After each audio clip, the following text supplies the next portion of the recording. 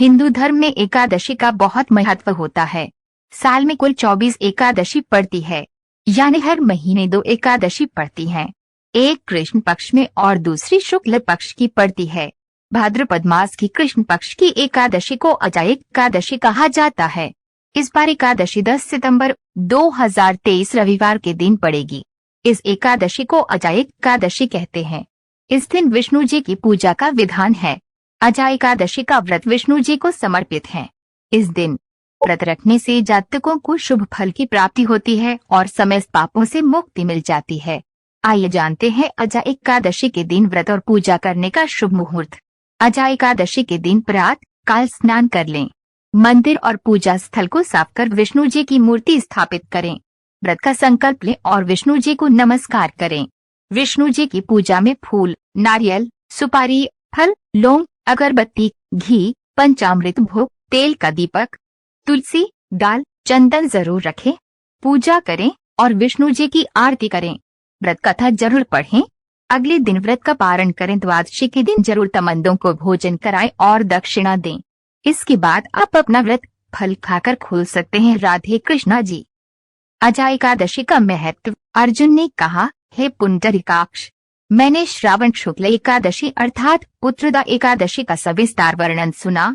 अब आप कृपा करके मुझे भाद्रपद माह के कृष्ण पक्ष की एकादशी के विषय में भी बतलाइए। इस एकादशी का क्या नाम है तथा इसकी व्रत का क्या विधान है? इसका व्रत करने से किस फल की प्राप्ति होती है? श्री कृष्ण ने कहा, हे कुंती पुत्र, भाद्रपद माह के कृष्ण पक्ष की एकादशी को अजा एकादशी कहते हैं। इसका व्रत करने से सभी पाप नष्ट हो जाते हैं। इस लोक और परलोक में मदद करने वाली इस एकादशी व्रत के समान संसार में दूसरा कोई व्रत नहीं है। अजा एकादशी व्रत कथा। अब ध्यान पूर्वक इस एकादशी का महात्म्य श्रवण करो। पौराणिक काल में भगवान श्री राम के वंश में अयोध्या नगरी में एक चक्रवर्ती राजा हरिश्चंद्र नाम के एक राजा हुए थे। राजा अपनी सत्यनिष्ठा और ईमानदारी के लिए प्रसिद्ध थे। एक बार देवताओं ने इनकी परीक्षा लेने की योजना बनाई। राजा ने स्वप्न में देखा कि ऋषि विश्वामित्र को उन्होंने अपना राजपाट दान कर दिया है। सुबह विश्वामित्र वास्तव में उनके द्वार पर आकर कहने लगे, तुमने स्वप्न में मुझे अपना राज्य दान कर दिया। राजा ने सत्यनिष्ठ व्रत का पालन करते हुए संपूर्ण राज्य विश्वामित्र को सौंप दिया।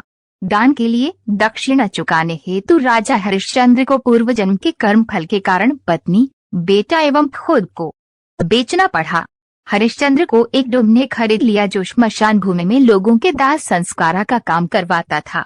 स्वयं वह एक चांडाल का दास बन गया।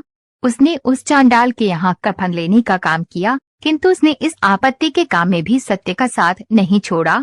जब इसी प्रकार उसे कई वर्ष बीत गए तो उसे अपने इस नीच कर्म पर बड़ा दुख हुआ और वह इससे मुक्त होने का उपाय खोजने लगा। वह सदैव इसी चिंता में रहने लगा कि मैं क्या करूं, किस प्रकार इस नीच कर्म से मुक्ति पाऊं। एक बार की बात है, वह इसी चिंता में बैठा था कि गौतम ऋषि उसके पास पहुंचे। हरिश्चंद्र ने उन्हें प्रणाम किया और अपनी दुख भरी कथा सुनाने लगे। राजा हरिश्चंद्र की दुख भरी कहानी सुनकर महर्षि गौतम भी अत्यंत दुखी हुए और उन्होंने राजा से कहा, हे राजन, भादौ माह के कृष्ण पक्ष की एकादशी का नाम अजा है। तुम उस एकादशी का विधान पूर्वक व्रत करो तथा रात्रि को जागरण करो। इससे तुम्हारे सभी पाप नष्ट हो जाएंगे। महर्षि गौतम इतना कहकर आलोक हो गए। अजा नाम की एकादशी आने पर राजा हरिश्चंद्र ने महर्षि के कहे अनुसार विधान पूर्वक उपवास तथा रात्रि जागरण किया। इस व्रत के प्रभाव से राजा के सभी पाप नष्ट हो गए। उस समय स्वर्ग में नगाड़े बजने लगे तथा पुष्पों की वर्षा होने लगी। उन्होंने अपने सामने ब्रह्मा, विष्णु, महेश तथा देवेंद्र आदि देवताओं को खड़ा पाया।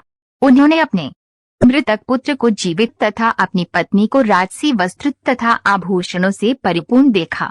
व्रत के प्रभाव से राजा को पुनः अपने राज्य की प्राप्ति हुई। वास्तव में एक ऋषि ने राजा की परीक्षा लेने के लिए ये सब कौतुक किया था, परंतु अजा एकादशी के व्रत के प्रभाव से ऋषि द्वारा रची गई सारी माया समाप्त हो गई और अंत समय में हरिश्चंद्र अपने परिवार सहित स्वर्गलोक को गया।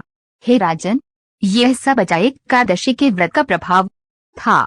जो मनुष्य इस उपवास को विधान पूर्वक करते हैं तथा रात्रि जागरण करते हैं, उनके सभी पाप नष्ट हो जाते हैं और अंत में वे स्वर्ग को प्राप्त करते हैं। इस एकादशी व्रत की कथा के श्रवण मात्र से ही अश्वमेध यज्ञ के फल की प्राप्ति हो जाती है। दबला डंडा। जय श्री हरि।